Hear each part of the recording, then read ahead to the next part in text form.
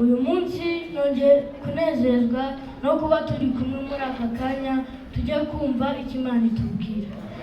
Reka turarike Mwuka Wera aze abane natwe kugira ngo atwumvishe neza icyo Imana ishaka kutwigisha uyu munsi. Nge ubabwira amazina yanjye ni Abayo Kefa, ndi umwadventiste w'umunsi wa karindwi, abambarizwa mu cyiciro cy'abarondabukanda aho ni muri Jiya. Rero akaba ari nge tugiye kubana uyu munsi, tukaba tugiye kwigana icyigisho gifite umutwe uvuga ngo ese ninde wizeye kandi niki wizeye. Ese ninde wizeye kandi niki wizeye. Mbere yuko dutangira reka tubanze dusenge. Data wa twese uri mu ijuru, twongeye kugushima ubwirizwa bwabanye natwe, waturinze muri gahunda zose zatambutse.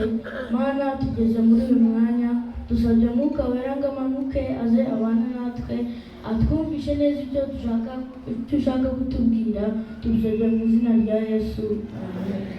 Nk'uko nari maze kubibabwira, umutwe w'icyigisho uravuga ngo ninde wizeye kandi niki wizeye.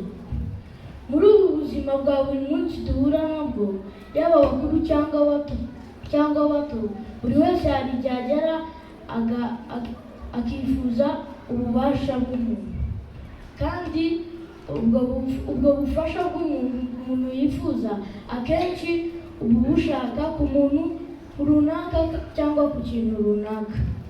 Nk'urugero nkatwe ku bana, icyizere cyacu tuba tugifite ku babyeyi, sibyo bana bagenzi banjye? Naho ababyeyi bacu se n'abakuru b'icyizere bagikura he?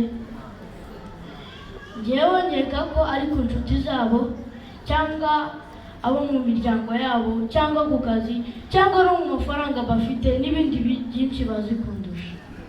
Nyamara reka turebe koko nimba icyo cyizere tukigirira ugikwiriye. Reka twese dusome mu Itangiriro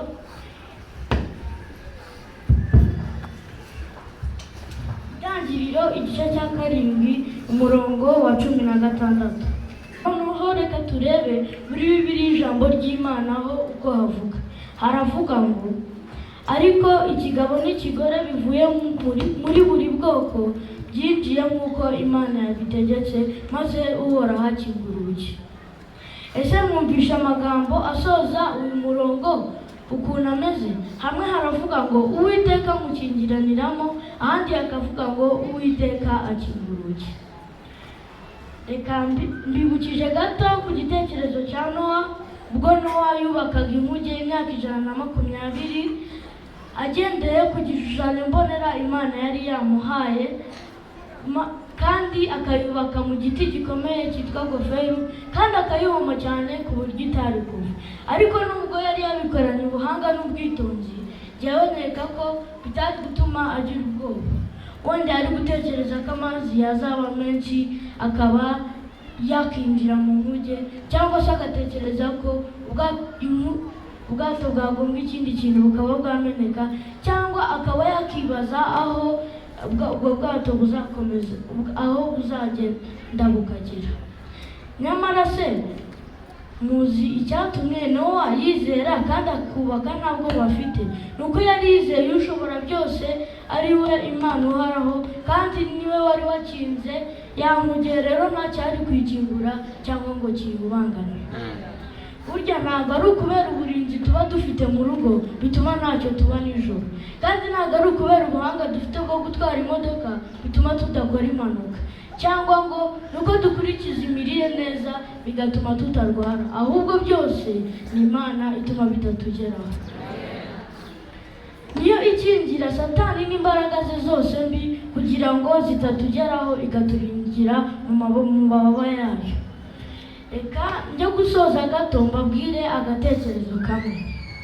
Umugabo kahura n'amagambo navuze mbere. Umugabo umwe yigeze kujya gufata imodoka ku cyapa, hanyuma mu gihe ataragera kuri iyo modoka abona umwana uri kure y'icyapa, agira amatsiko menshi yo kumubaza icyo ari gukora aho ngaho. Nuko wa mugabo yegereye wa mwana aramubaza ati, ese wa mwana we uri aho ngaho ukora iki? Nuko umwana aramusubiza ati, ntegereje imodoka, mvuye ku ishuri, ntegereje imodoka ngo intware ntahe. Wa mugabo nawe aramubwira ati nanjye niyo ntegereje ngaho ngwino tujye mu cyapa kuko niho honyine imodoka ihagarara. Umwana aranga aravuga ati njye nizeye ko imodoka iri buze ikansanga aha ngaha. Umugabo aramwinginga, umwana aranga. Nuko umwana aramubwira ati wowe ugendere, nanjye ndabizi ko imodoka iri bunsange hano ikantwara kandi nawe nigera imbere iri bugutware. Nuko umugabo arambiwe ayihorera umwana arigendera. Hashize akanya gato ya modoka yaraje nk'uko uwo mwana yabivuze iramutwara, hanyuma ijyana ku cyapa imbere itwara na wa mugabo. Nuko uwo mugabo ageze mu modoka agira amatsiko menshi cyane yo kubaza umwana impamvu yari afite icyo cyizere kandi iko yavuze akaba ariko byagenze. Nuko yegere wa mwana amusubiza aseka ati nari mbyizeye 100% kuko iyi modoka yari itwawe na papa, kandi ndabizi neza ko buri munsi iyo mvuye ku ishuri ari aha twavuganye ajya nsanga.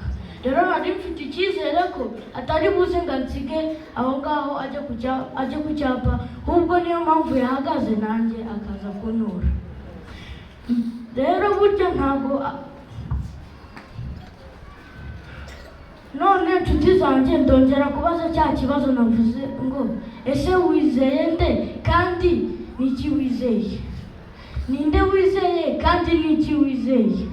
Reka nsoze mbabwira ngo reka twizere Imana kuko niyo ikinga urugi kandi nta wundi warufungura, kandi ni nayo itadusiga ku nzira aho twavuganye izadusanga. Rero mbere yuko dusoza reka twongere dusenge. Mana tugushimiye kuko uturinze Mana, utweretse uko tugomba kwitwara, utweretse ko utazadusiga ku nzira, kandi utweretse ko ari wowe wenyine dukwiye kwizera kuko ari wowe ushoboye byose Mana.